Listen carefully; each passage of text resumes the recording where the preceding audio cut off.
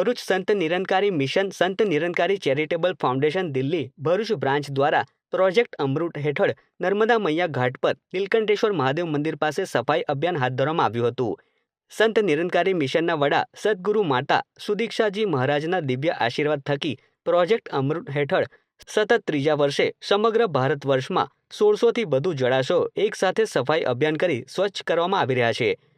જેના ભાગરૂપે સંત નિરંકારી મિશનની ભરૂચ બ્રાન્ચ દ્વારા નર્મદા મૈયા ઘાટ નીલકંઠેશ્વર મંદિર પાસે સફાઈ કરી ઘાટ સુંદર અને સ્વચ્છ બનાવવામાં આવ્યો હતો।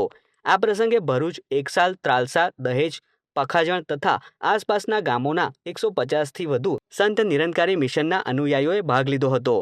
નિરંકારી બાબા હરદેવજી મહારાજની શિક્ષા પ્રદૂષણ અંદર હોય કે બહાર બંને હાનિકારક છે અને સ્વચ્છ જળ સ્વચ્છ મન આ સ્લોગનને સાર્થક બનાવવા માટે સંત નિરંકારી મિશનના અનુયાયીઓ અથાગ પ્રયાસો કરી રહ્યા છે। करीब 150 થી બી વધારે અનુયાયીઓ આજ ઉપસ્થિત થઈ અને આ નર્મદા ઘાટ નીલકંઠેશ્વર મંદિરની પાછે જે નર્મદા મૈયાનો ઘાટ છે એને સ્વચ્છ અને સુંદર બનાવવાનો જે પ્રયાસ કરી રહ્યા છે।